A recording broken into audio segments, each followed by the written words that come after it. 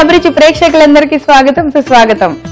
అప్పట్లో అమ్మమ్మ ఆవకాయ అన్నం కలిపి పెడుతున్నా, తన చేత్తో చాలా అన్నం తింటున్నా, తను చేసిన పులిహార పరవన్నం ఒక పట్టు పడుతున్నా, అలాంటి జ్ఞాపకాలు అబ్బబ్బా చెప్పుకుంటే ఎన్నో ఉన్నాయి కదా. అలాగే తన చేతి వంటని తను చూపించే ప్రేమని మనం ఎప్పటికీ మర్చిపోలేం. ఆ రుచి అయితే గుర్తుంటుంది, కానీ అవన్నీ ఎలా చేసి పెట్టింది మనకి అనేది గుర్తులేదు కదా. సేమ్ నాకు కూడా అంతే, ఒక్కడు కూడా గుర్తులేదు. అందుకే అవన్నీ గుర్తు చేయటానికే వచ్చేసింది మన అత్తమ్మ స్పెషల్ చట్పట్. మరి ఈ రోజు అత్తమ్మ స్పెషల్ చట్పట్ లో మనందరికీ ఒక రుచికరమైన సాంప్రదాయమైన వంట చేసి చూపించడానికి నర్సాపురంలో ఉంటున్న మన శ్రీదేవి అత్తమ్మ రెడీగా ఉన్నారు. ఆవిడకి వెల్కమ్ చెప్పేద్దాం.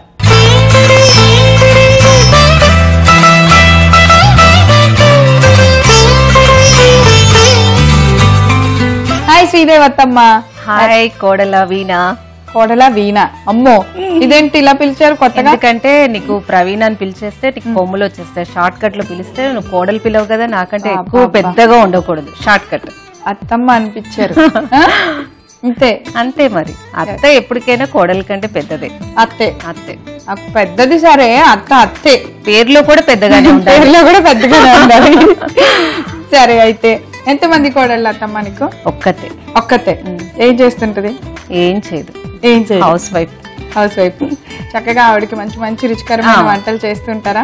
నేర్పించారా? నేర్పించేశారు. ఇప్పుడు తనే నాకు నేర్పిస్తుంది. ఓ, కొత్త వంటలని మీకు నేర్పిస్తుంది. మీ కోడళ్ళు ఏం తక్కువ అనుకుంటున్నా, అత్తల కంటే ఎక్కువ చేస్తారు. అమ్మో, అత్తలు ఎవరితో అయినా చెయ్యొచ్చు, కానీ అత్తమ్మలతో చాలా కష్టము.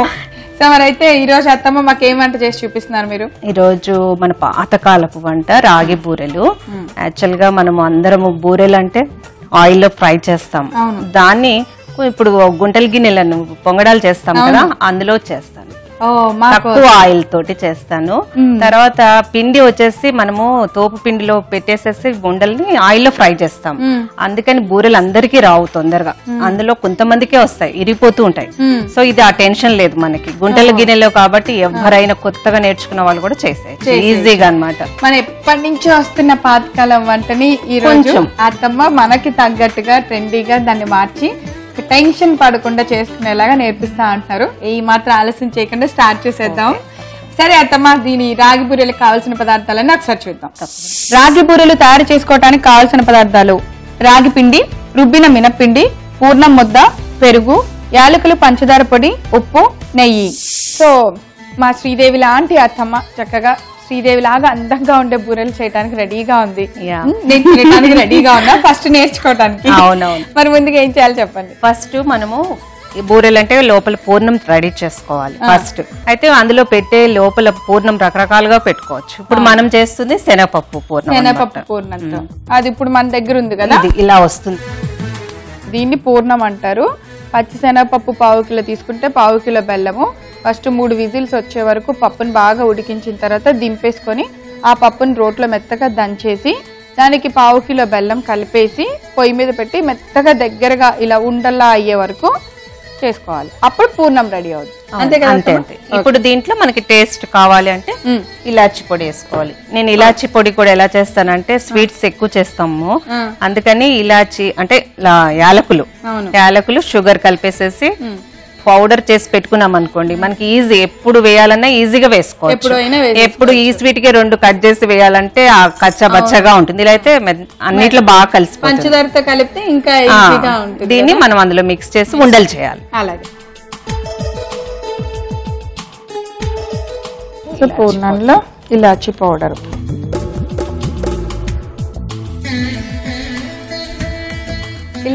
ఇలా అయిపోయిన పిండిని మనము ఉండలు చేసేసుకోవాలి. ఫస్ట్ చైనా చిన్న ఉండలు మనకి ఎలా మన ఇష్టం, అది ఇలా పెద్ద కావాలంటే పెద్దగా, చాలు ఇలా గట్టిగా ఉడకేసుకుంటేనే మీకు ఉండ వస్తుంది. పల్చగా ఉందనుకోండి ఉండ రాదన్నమాట. ఇది మినపప్పుని రాత్రి ఒక 4-5 అవర్స్ అన్న నానపెట్టాలి మినపప్పుని. ఇది కూడా ఒక గ్లాస్ మినపప్పు తీసుకున్నాం అనుకోండి, ఇందులో రాగి పిండి 3 వేయాలి. సో ఇట్లా పిండి వేసుకోవాలి. ఈ రేషియోతో 1:3 2 కూడా వేసుకోవచ్చు. ఇలా గారెల పిండి లాగా మెత్తగా రుబ్బేసేయాలి. ఇలా 1 తీసుకున్నాను కదా బౌల్, ఇప్పుడు మనం దాని కొలత ప్రకారంగా వేద్దాం. మనం ఆల్రెడీ ముందే కొలత ప్రకారం పిండి తీసేసి పెట్టేసాం. అది వేసాం. లైట్ గా ఒక స్వీట్ ఏదైనా తయారు చేస్తున్నామంటే ఒక చిన్న స్పూన్, ఎక్కువ వేయకూడదు. సాల్ట్ చాలా ఒక మంచి టేస్ట్ వస్తుంది ఇట్లా వేయటం వల్ల. ఉప్పు. నెక్స్ట్ ఇది ఇప్పటికిప్పుడే కలిపేస్తున్నాం, కొంచెం పులుపు కావాలి కదా, దాని గురించి పెరుగు వేయాలి. పాడైపోవా పెరుగు వేయటం? పాడవద్దు, మళ్ళీ ఫ్రై చేసేస్తున్నాం కదా గిన్నెలో పెట్టేసి, అంతే. దీనికి కలిపేసుకొని ఇప్పుడు వాటర్ తీసేసి వేసుకోవాలి. వాటర్ మీరు పోస్తూ ఉండండి, నేను కలుపుతాను. ఇది కూడా సేమ్ మన దోసల పిండి లాగా కలుపుకోవాలి. అంత మెత్తగా కలిపేసుకోవాలి. ఇది జారుడు కూడా సేమ్ మన దోసల పిండి ఎలా ఉంటుందో అలా చేయాలి. మన రాగి బూరెలకు అవసరమైన రాగి పిండి పూర్ణాలు రెడీ చేసేసాము. ఇప్పుడు పొయ్యి వెలిగించేసి ఆ గుంటలు గిన్నె పెట్టేద్దాం. అలాగే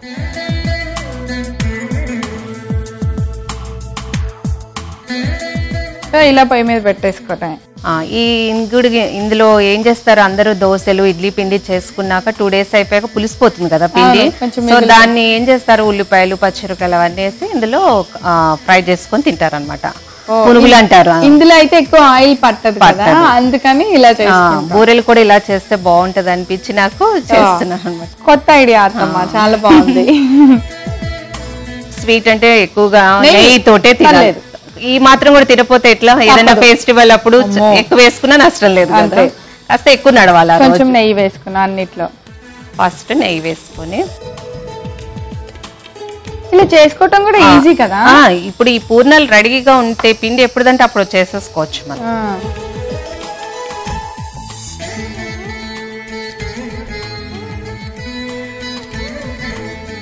చూసారా చక్కగా, మళ్ళీ చేతికి అంటకుండా అంతా శుభ్రంగా స్పూన్ తో వేసేసుకోవచ్చు. మనకి ఏమన్నా తక్కువ అనిపించినా కూడా పైనుంచి వేసుకోవచ్చు. పూర్ణం అంతా పిండిలో మునిగిన తర్వాత బాగా ఇందులో మునిగి చూసుకోవాలి, అన్ని వైపులా వస్తుందో లేదా తోపు చూసుకొని వేయాలి. చాలా బాగుంది వంట, చూస్తుంటేనే ట్రై చేయాలనిపిస్తుంది. ఏమన్నా మనకి ఇంకా ఎక్కువ కావాలి అంటే కొంచెం పైన పిండి, ఎందుకంటే రాగి పిండి ఎలాగోలా కొద్దిగా తింటే మంచిది కాబట్టి కొంచెం వీలైనంత ఎక్కువగా అలా వేసుకుంటున్నాము. దీని మీద మూత పెట్టేసి కొంచెం టర్న్ చేసుకోవాలి, ఒక 5 నిమిషాలు. చాలా బాగుంది అత్తమ్మ ఈ వంట. అంటే కొత్తగా మీరు ఏది మిస్ అవ్వలేదు, మా అందరికి నచ్చేలాగా మా ట్రెండ్ మిస్ అవ్వలేదు, అలానే పోషక విలువలు యాక్చువల్లీ మీరు చెప్పినట్టు రాగి పిండి వదలలేదు. అప్పటి నుంచో మీరు చేస్తున్న రెసిపీలో ఉన్న ఫార్ములాని వదలలేదు. So thank you so much అత్తమ్మ. త్వరలో మీతో నేను ఇంకొక వంట చేయించుకున్నాను. అబ్బో చాలా. ఇప్పుడు చూసి ఇది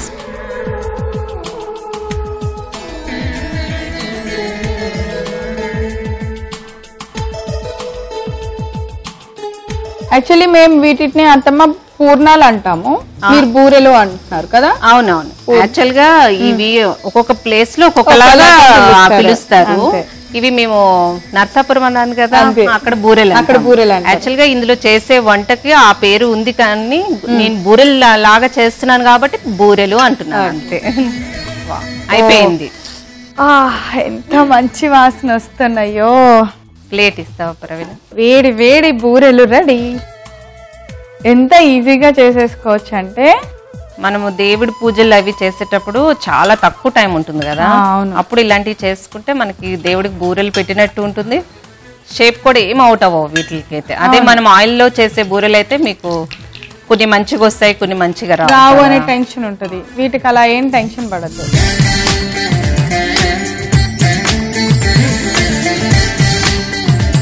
వేడి వేడి బూరెలు రెడీ. కోడలి పిల్ల తిని టేస్ట్ చూస్తే ఎలా ఉందో చెప్పాలి. బాగాలేదని చెప్పారనుకోండి అయిపోతుంది. మా అబ్బాయికి చెప్పి సరే అత్తమ్మ, నేను నిజంగా మన కోసం ఎలా ఉందో అలాగే చెప్తాను. అత్తమ్మకి భయపడనే. ఓకే, వేడిగా ఉంది కదా, వేడిగా ఉన్నాయి బూరెలు. ఇంకా మనకి ఆయిల్ నెయ్యి వేసుకొని తినాలి అంటే ఈ బూరెల్లో నెయ్యి వేసుకొని కూడా తినొచ్చు. ఇంకా నెయ్యి అంటే ఇష్టమైన వాళ్ళు తీసుకోండి. అబ్బా ఇంత వేడి వేడిగా ఉందంటే తినేస్తారు.